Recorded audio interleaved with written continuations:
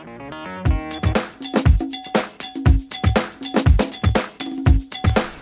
this is Bill Kovac, and I'd like to welcome you to our building and our business and introduce the Sinterhard metal-filled project, a filament project for 3D printers. We're here in one of the 4 conference areas that we have in the building.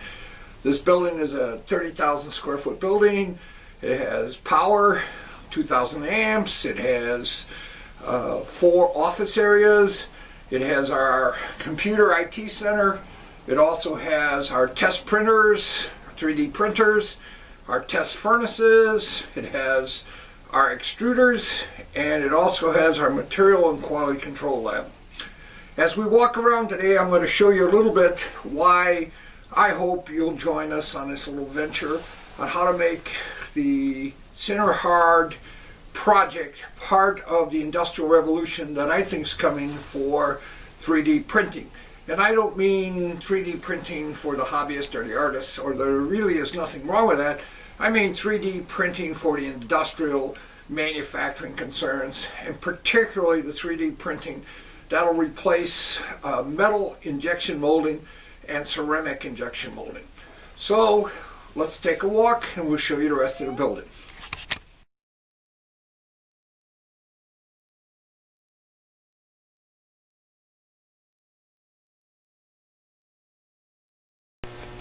The Sinterhard project is going to be something we think is really interesting in that it is following a path that began in the 70s for metal and ceramic injection molding. This path today is a $1.5 billion business in commercial parts. And in it, the metal injection molding process takes a metal powder and a thermoplastic resin, mixes them, injects it into a plastic injection molding machine, which then molds a part.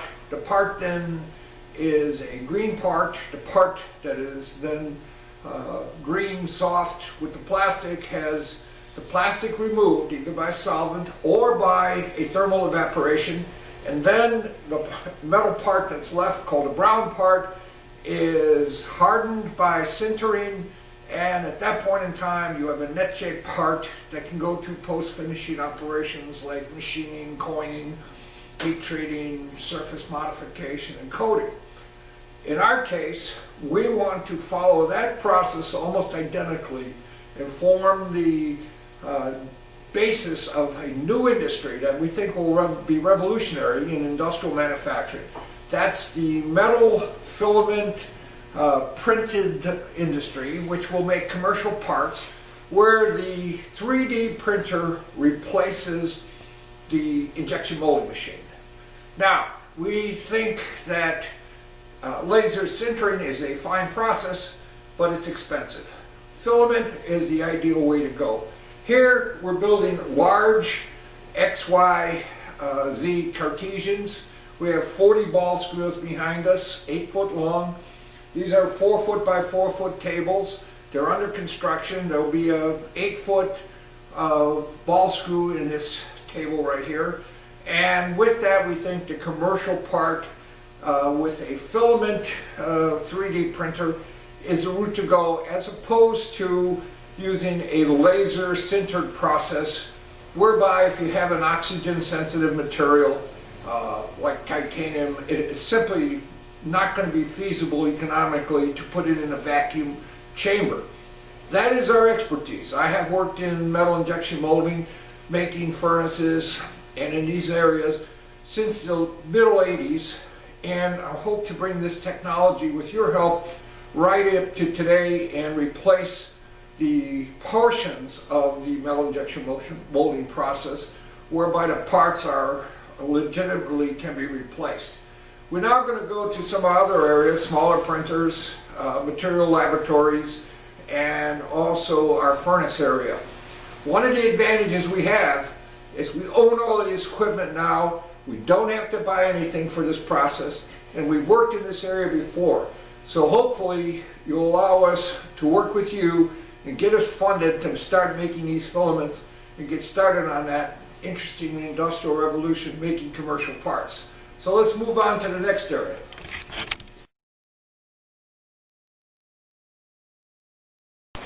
This is our small print test area. Obviously we don't want to make large metal filament prints and then have to debind sinter, as we are going to be testing a lot of different filament over time and a lot of different powders and materials, along with different particle sizes and particle distributions for different material properties. These are XYZ, what I call Cartesian printers. We have 7 of these. We also have a Delta, and we have a UV resin printer, along with the ones we're building, and we have 20 different robotic devices here that are in various stages of being rebuilt, mostly being torn apart. I'm part of the team. I have a chemical engineering degree, bachelor's and master's, part of a doctor in aerospace, and business degrees in finance and marketing, along with some other strange things I have interest in. Behind the camera is Craig, and he's trained in vacuum and thermal, has over 15 years experience in that. We have Eric, who is a licensed electrical engineer, licensed electrician in Massachusetts, and an electrical engineer. We have Larry, who is another electrical engineer, getting overloaded with electrical engineers. We have Gary, an electronics engineer and software engineer.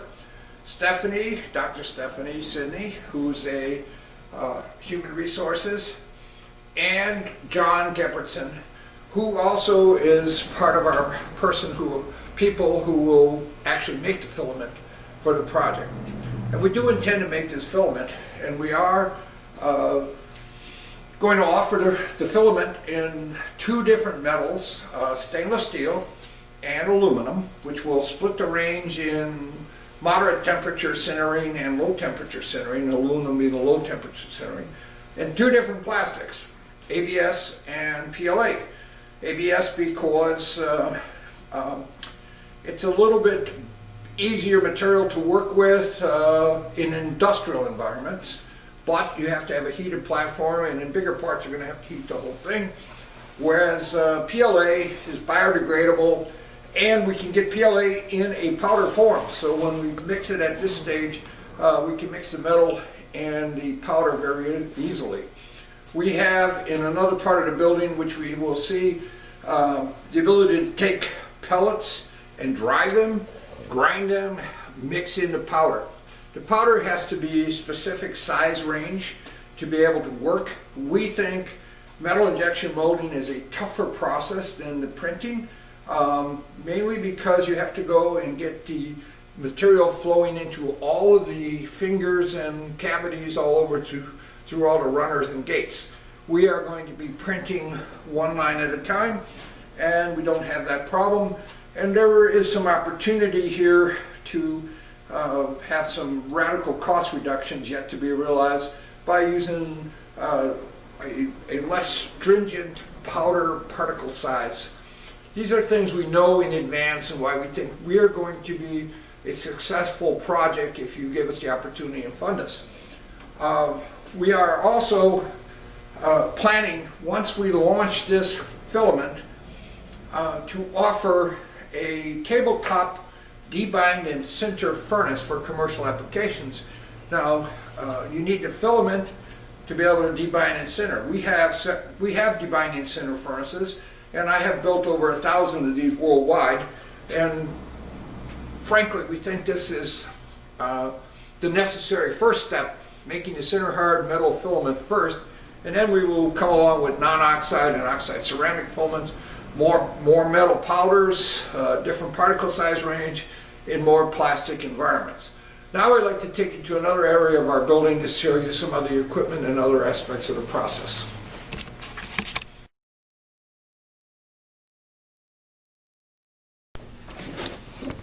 Well, we're in our materials lab, and this is your prototype filament production area where we can make metal and ceramic powdered filled filament for the Sinterhard filament project.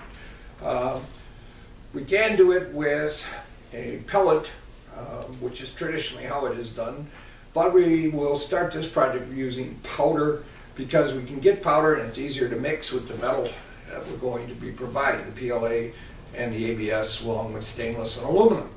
We'll go to another area and we have a production size filament producer, and we have an intermediate size between this unit and the production size, depending on how many investors and how much material we have to produce in the next 90 days. But this will show you part of what our filament production area looks like. We also have materials test area, tensile machines, and quality control area where we have dry boxes. Now I'd like to take you to another area.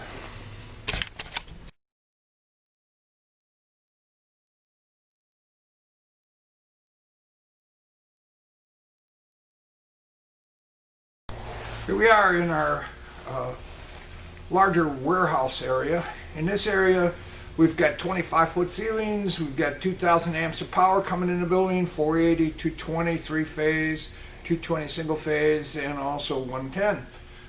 Here we have a very interesting vacuum furnace. It's very small for small test samples. It goes to 2,000 centigrade, approximately 4,000 Fahrenheit, and this brings almost all the materials we could want in a Sinterhard filament to full final density, full final sinter porosity being closed, and you require a higher temperature in the absence of air for certain oxygen sensitive materials.